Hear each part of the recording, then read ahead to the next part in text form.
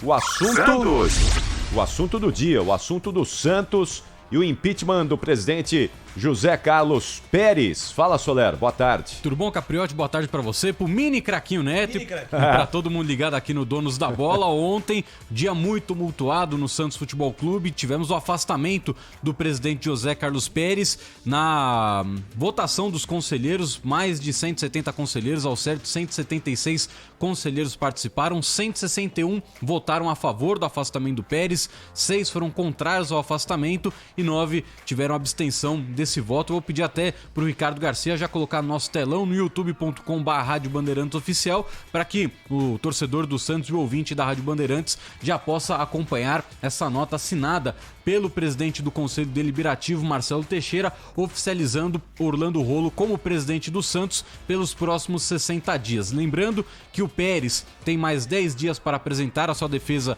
na Comissão de Inquérito e Sindicância, junto com todo o Comitê Gestor do Santos. Eles serão julgados de forma individual e aí existe a possibilidade, se alguém for inocentado, de retornar ao Comitê Gestor. Só que hoje, como você já bem adiantou, o Orlando Rolo terá essa sua entrevista coletiva para provavelmente já divulgar quem serão as pessoas que irão tocar o Santos Futebol Clube com ele nesse período de afastamento da atual diretoria. Lembrando que depois desses 60 dias, os sócios do Santos vão votar a favor ou contra o impeachment do presidente José Carlos Pérez, só que ainda não há uma data oficial para que isso aconteça, porque por conta da pandemia da Covid-19, o Santos não tem autorização da cidade de Santos para promover um evento que cause aglomeração, já que essa votação precisaria ser presencial dos sócios do Santos, mas o Santos está tentando negociar ali para ver se consegue fazer alguma coisa online, alguma coisa presencial sem que cause essa aglomeração para a votação do impeachment do presidente José Carlos Pérez. Claro,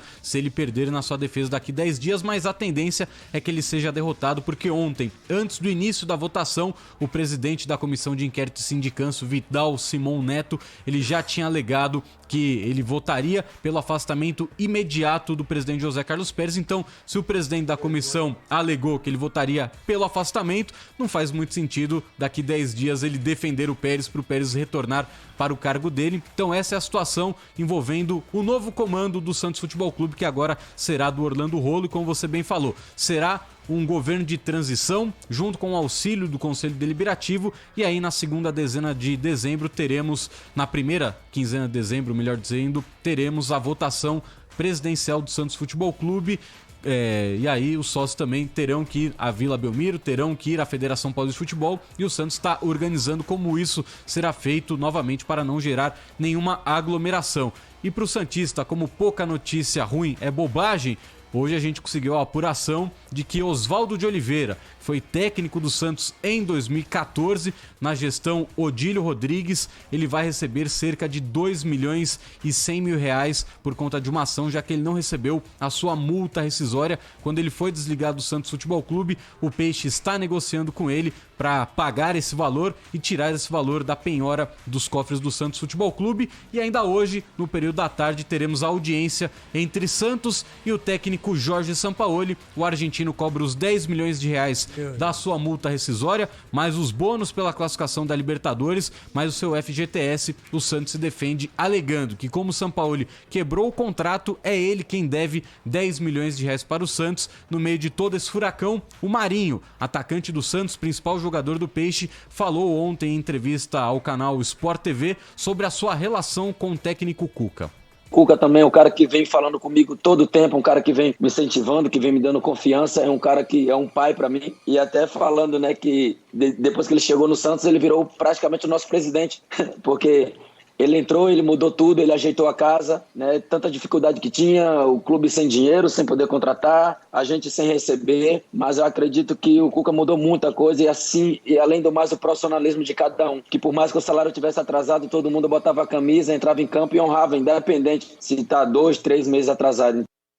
Então eu puxei esse gancho do técnico Cuca porque o Marinho relatou, né? Ele chegou para ser o nosso presidente, foi o Cuca quem brigou pelo acerto dos salários, foi o Cuca quem brigou para que o Everson e o Sacha retornassem ao elenco do Santos e conversassem para que eles não saíssem na justiça, tanto que os dois depois foram vendidos para o Atlético Mineiro. Então o Cuca é um dos grandes responsáveis por ajeitar a casa do Santos. A gente lembra que antes do retorno das atividades na pandemia da Covid-19, os jogadores do Santos convocaram uma reunião com o presidente José Carlos Pérez para cobrar o atraso no pagamento dos salários. O Pérez não apareceu nessa reunião e o próprio Marinho, nas suas redes sociais, ele gravou alguns vídeos criticando essa postura do então presidente do Santos Futebol Clube. E ontem à noite, depois de tudo isso que aconteceu, eu consegui bater um papo rapidinho com o Cuca e ele falou: só quero seguir com o meu trabalho, só quero pensar no trabalho e que Deus nos proteja. Então o Cuca continua focado no Santos. Para o torcedor santista ficar tranquilo, a tendência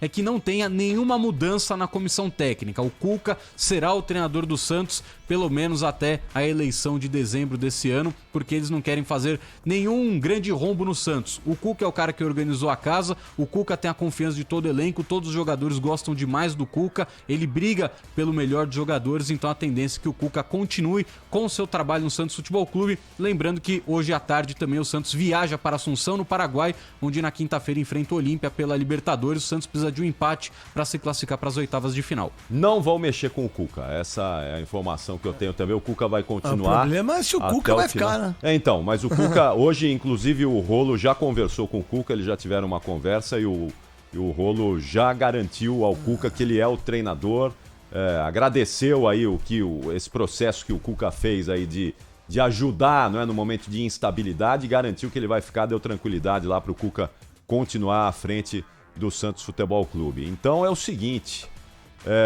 agora tentar recuperar um pouco do dinheiro, né? Desculpa, né? Mas que é difícil barbaridade, hein? Se você escuta uma entrevista do Marinho, que de 2 a 3 meses sem salário, se o Cuca ajeitou tudo aquilo que o Gesualdo não fez, quem trouxe o Gesualdo? 2 anos sem ser treinador, aí o Jorge Sampaoli que entra na justiça para ganhar 10 milhões. Não sei se vocês lembram disso, mas os caras não deixaram a comissão técnica do Jorge Sampaoli entrar para trabalhar, lembram disso? Porque também era essa alegação, né? Como eles romperam um contrato, Isso. Eles não podiam mais entrar porque eles não eram mais funcionários, eles não tinham mais autorização, tanto que toda a comissão técnica do Sampaoli já perdeu na justiça. O único caso que ainda está pendente é o do próprio Sampaoli, que é um valor muito mais alto de 10 milhões de reais.